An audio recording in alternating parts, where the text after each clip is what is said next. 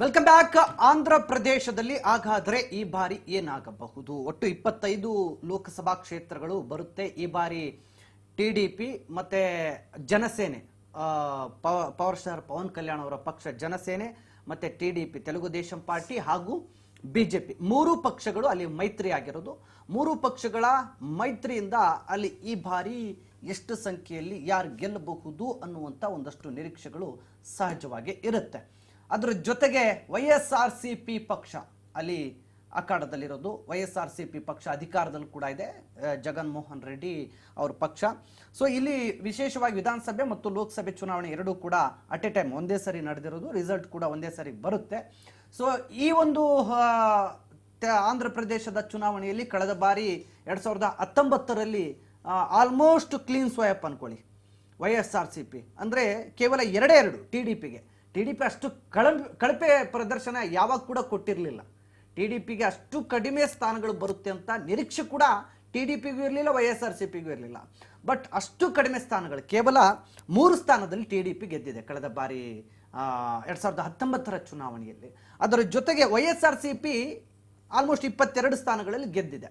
So ಹೀಗಾಗಿ 25 ಪೈಕಿ 22 YSRCP ಆದರೆ ಕೇವಲ 3 ಸ್ಥಾನದಲ್ಲಿ ಟಿಡಿಪಿ ಗೆದ್ದಿತ್ತು. ಬಟ್ ಈ ಬಾರಿ ಹಂಗಿಲ್ಲ. YSRCPಗೆ ತುಂಬಾ ಕಾಂಪಿಟೇಷನ್ ಇದೆ. YSRCP ಪಕ್ಷಕ್ಕೆ ಈ ಕಡೆ NDA ಮೈತ್ರಿಕೂಟನೂ ಅಪೋಸಿಟ್ ಆಗಿ ಕಾಂಪಿಟೇಷನ್ ಕೊಡ್ತಾ ಇದೆ, ಆ ಕಡೆ ಕಾಂಗ್ರೆಸ್ ಪಕ್ಷನೂ ಆಪೋಸಿಟ್ ಆಗಿ ಕಾಂಪಿಟೇಷನ್ ಕೊಡ್ತಾ ಇದೆ. ಶರ್ಮಿಳಾ ಅವರು ಅಲ್ಲಿ ಅಂದ್ರೆ YSRCP ಪಕ್ಷದಲ್ಲಿ ಇದ್ದವರು, ಆದರೆ ಜಗನ್ಮೋಹನ್ ರೆಡ್ಡಿ ಅವರ ಸಹೋದರಿ ಅವರು ಕೂಡ ಈಗ ಹೊರಗಡೆ ಬಂದಿದ್ದಾರೆ. ಹಾಗಾಗಿ ಶರ್ಮಿಳಾ ಅವರ ಸ್ಪರ್ಧೆ ಕಾಂಗ್ರೆಸ್ನಿಂದ ದೊಡ್ಡ ಮಟ್ಟದಲ್ಲಿ YSRCPಗೆ ಹೊಡೆತ ಕೊಡಬಹುದು ಮತ್ತು ಕಾಂಗ್ರೆಸ್ ಪಕ್ಷ ಸಮಥಿಂಗ್ ಏನಾದರೂ ಮಾಡಬೇಕು ಅಂತ ಈ ಬಾರಿಯ ಪ್ರಯತ್ನ ಕೂಡ ಮಾಡಿದೆ. ಅದರಲ್ಲೂ ಲೋಕಸಭೆ ವಿಧಾನಸಭೆ ಎರಡು ಒಟ್ಟೊಟ್ಟಿಗೆ ಆಗೋದ್ರಿಂದ ಅಲ್ಲಿ ಭಾರಿ ದೊಡ್ಡ ಮಟ್ಟದಲ್ಲಿ ಸಂಚಲನ ಇದೆ. ಯಾಕೆಂದ್ರೆ ತೆಲಂಗಾಣದಲ್ಲಿ ಬಹಳ ದೊಡ್ಡ ಪಕ್ಷ ಆಗಿ ಹೊರಹೊಮ್ಮಿದ್ದಂತಹ ಏನು ಭಾರತ ರಾಷ್ಟ್ರೀಯ ಪಕ್ಷ ಏನು BSR, ಆ ಪಕ್ಷವನ್ನು ಕೂಡ ಸೋಲಿಸಿದೆ. ಸೊ ಹೀಗಾಗಿ ಕಾಂಗ್ರೆಸ್ ತೆಲಂಗಾಣದಲ್ಲಿ ಕಂಪ್ಲೀಟ್ ಕಬ್ಜಾ ಮಾಡಿದೆ.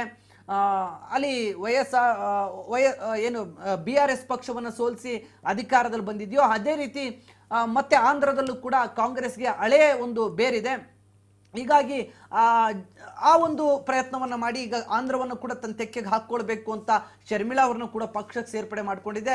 ಸೊ ಈ ನಿಟ್ಟಿನಲ್ಲಿ ಕಾಂಗ್ರೆಸ್ ಪಕ್ಷಕ್ಕೆ ಅಪೋಸಿಟ್ ಆಗಿ ಈಗ ಬಿಜೆಪಿ ದೊಡ್ಡ ಮಟ್ಟದಲ್ಲಿ ಪೈಪೋಟಿಯನ್ನು ಕೊಡಬೇಕು ಅಂತೇಳಿ ಟಿಡಿಪಿ ಮತ್ತೆ ಜನಸೇನೆ ಎರಡೂ ಪಕ್ಷಗಳನ್ನು ಕೂಡ ತನ್ನ ಜೊತೆ ಸೇರಿಸ್ಕೊಂಡಿದೆ. ಸೊ ಹಾಗಾದ್ರೆ ಆಂಧ್ರ ಪ್ರದೇಶದಲ್ಲಿ ಏನಾಗ್ಬೋದು? 28 ಪೈಕಿ ಈಗ ಸರ್ವೆಗಳು ಏನು ಹೇಳ್ತಾ ಇದೆ ತಾವು ನೋಡ್ತಾ ಇದ್ದೀರಿ ಈಗಾಗಲೇ. NDA 0 ಅಲ್ಲಿ ಏನು ಕೂಡ ಗಳಿಸೋದಿಲ್ಲ ಅಂತ. ಅಂದ್ರೆ ತೆಲುಗು ದೇಶಂ ಪಾರ್ಟಿಗೆ ಕಳೆದ ಬಾರಿ 3 ಸ್ಥಾನ ಬಂದಿತ್ತು, ಅದು ಕೂಡ ಬರೋದಿಲ್ವಾ ಹಂಗಾದ್ರೆ ಈ ಬಾರಿ ಅಂತ. INDIAಗೆ 13 ಸ್ಥಾನಗಳು ಬರುತ್ತೆ ಅಂತ ಹೇಳಲಾಗ್ತಾ ಇದೆ. ಹಾಗಾದ್ರೆ ಕೇವಲ 13 ಇಲ್ಲಿ, 13 INDIAಗೆ ಬಂದ್ರೆ ಅದರ್ ಅಂತಂದ್ರೆ ಅಲ್ಲಿ YSRCP ಅಂತ ತಗೋಬಹುದು. YSRCP ಪಕ್ಷಕ್ಕೆ ಅಲ್ಲಿ ಬಹುಮತ ಇನ್ನೂ 12 ಸಿಗಬಹುದು ಅಂತ ನಾವು ಹೇಳಬಹುದು. ಬಟ್ ಕಾಂಗ್ರೆಸ್ ಪಕ್ಷ ಈ ಬಾರಿ ಮೈತ್ರಿ ಆಗಿರೋದ್ರಿಂದ ಸಮಥಿಂಗ್ ಏನಾದ್ರು ಮಾಡುತ್ತೆ. ಕಾಂಗ್ರೆಸ್ ಪಕ್ಷ INDIA ಮೈತ್ರಿಕೂಟದಲ್ಲಿ ಏನಾದರೂ ಒಂದಷ್ಟು ಚೇಂಜಸ್ ಮಾಡುತ್ತೆ ಅನ್ನುವಂಥ ನಿರೀಕ್ಷೆಗಳಿದೆ, ನೋಡೋಣ. ಬಟ್ ಇಲ್ಲಿ YSRCP ಪಕ್ಷ ಕೂಡ ಸಪ್ರೇಟ್ ಆಗಿದೆ, ಕಾಂಗ್ರೆಸ್ ಸಪ್ರೇಟ್ ಆಗಿದೆ, NDAನೂ ಸಪ್ರೇಟ್ ಆಗಿದೆ. ಅಲ್ಲಿ ಟಿಡಿಪಿ ಮತ್ತೆ ಜನಸೇನೆ ಪಕ್ಷ ಪ್ರಬಲವಾಗಿ ಈ ಬಾರಿ ಬಿಜೆಪಿಗೆ ಸಪೋರ್ಟ್ ಅನ್ನು ಕೊಡ್ತಾ ಇವೆ ಪವಿತ್ರ. ಸೊ ಈ ನಿಟ್ಟಿನಲ್ಲಿ ಆಂಧ್ರ ಪ್ರದೇಶ ಸಾಕಷ್ಟು ಒಂದು ರೀತಿ ಕುತೂಹಲವನ್ನು ಕೆರಳಿಸ್ತಾ ಇದೆ. ನೋಡ್ಬೇಕು ಏನಾಗುತ್ತೆ ಆಂಧ್ರ ಪ್ರದೇಶದಲ್ಲಿ ಅಂತ. ಎಸ್, ಖಂಡಿತ ನೀವು ಹೇಳ್ದಂಗೆ. ಈಗ ತೆಲಂಗಾಣ ಬಗ್ಗೆ ನಾವು ಮಾತನಾಡೋದಾದ್ರೆ, ತೆಲಂಗಾಣದಲ್ಲಿ ಕಳೆದ ಬಾರಿ ಅಂದ್ರೆ 2019ರಲ್ಲಿ ನಾವು ರಿಸಲ್ಟ್ ನ ಅಲ್ಲಿ ನೋಡೋದಾದ್ರೆ TRS ಪಕ್ಷ ಅಲ್ಲಿ ಹೆಚ್ಚಿನ ಸ್ಥಾನವನ್ನ ಪಡೆದುಕೊಂಡಿತ್ತು ಅಂತ ಹೇಳ್ಬೋದು. ಅಲ್ಲಿ 9 ಸ್ಥಾನಕ್ಕೆ TRS ಸೀಮಿತ ಆಗಿತ್ತು 2019ರಲ್ಲಿ ನಾನು ಹೇಳ್ತಾ ಇರೋದು. ಇನ್ನು ಬಿಜೆಪಿ ಅಲ್ಲಿ 4 ಸ್ಥಾನವನ್ನ ಪಡೆದುಕೊಂಡಿತ್ತು. ಈ ಬಾರಿ ಅಲ್ಲಿ ಸಮೀಕ್ಷೆ ಪ್ರಕಾರ ಕೇವಲ 2ಕ್ಕೆ ಅಲ್ಲಿ ಮೀಸಲ್ ಆಗತ್ತೆ ಅಂತ ಇದೆ. ಅದೇ ರೀತಿ AIMIM ಅಸಾದುದ್ದೀನ್ ಓವೈಸಿ ಅವರು ಕೂಡ ಒಂದು ಕ್ಷೇತ್ರವನ್ನ ಗೆದ್ದಿದ್ರೆ, ನೋಡಿದಂತೆ ಕಾಂಗ್ರೆಸ್ ಅಲ್ಲಿ 4 ಕ್ಷೇತ್ರಗಳಿಗೆ ಮಾತ್ರ ಸೀಮಿತ ಆಗಿತ್ತು. ಆದ್ರೆ ಈಗ ತೆಲಂಗಾಣದಲ್ಲಿ ಸಮೀಕ್ಷೆಗಳ ಪ್ರಕಾರ ನಾವು ನೋಡೋದಾದ್ರೆ ಅಲ್ಲಿ ಇಂಡಿಯಾ ಮೈತ್ರಿಕೂಟ 15 ಕ್ಷೇತ್ರಗಳಲ್ಲಿ ಈ ಬಾರಿ ಬರಬಹುದು ಅನ್ನುವಂತಹ ಅಂದಾಜಿದೆ. ಇತ್ತ NDA 2, ಅನ್ನುವಂಥದ್ದಿದೆ.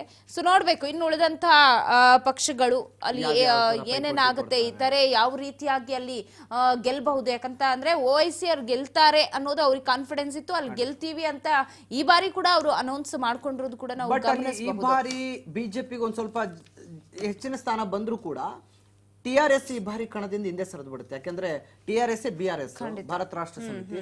ಸೊ ಈ ಬಾರಿ ಅವರು ವಿಧಾನಸಭೆಯಲ್ಲೂ ಕೂಡ ಸೋತಿದ್ದಾರೆ. ಕಳೆದ 10 ವರ್ಷಗಳು ಏನು ರಾಜ್ಯ ವಿಭಜನೆ ಆಗಿ ತೆಲಂಗಾಣ ಹೊಸ ರಾಜ್ಯ ಆದ್ಮೇಲೆ ಕಂಪ್ಲೀಟ್ ಆಗಿ ಅಲ್ಲಿ TRS ಪಕ್ಷನೇ ಅಧಿಕಾರದಲ್ಲಿ ಬರ್ತಾ ಇತ್ತು. ಬಟ್ ಈ ಬಾರಿ ಭ್ರಷ್ಟಾಚಾರದಿಂದಾಗಿ ಆ ಪಕ್ಷವನ್ನ ಮನೆ ಕಳಿಸಿದ್ದಾರೆ ಜನ. ಸೊ ಆ ನಿಟ್ಟಿನಲ್ಲಿ ಈ ಬಾರಿ ಲೋಕಸಭೆಯಲ್ಲೂ ಕೂಡ ಜನ ಅಲ್ಲಿ ಮೇ ಬಿ ಬದಲಾವಣೆ ಬಯಸಿ ಕಾಂಗ್ರೆಸ್ಗೆ ಯಾವ ರೀತಿ ಮತ ಕೊಟ್ಟಿದ್ದಾರೋ ಅದೇ ರೀತಿ ಲೋಕಸಭೆಯಲ್ಲೂ ಕಾಂಗ್ರೆಸ್ಗೆ ಹೆಚ್ಚಿನ ಸ್ಥಾನಗಳು ಸಿಗಬಹುದು.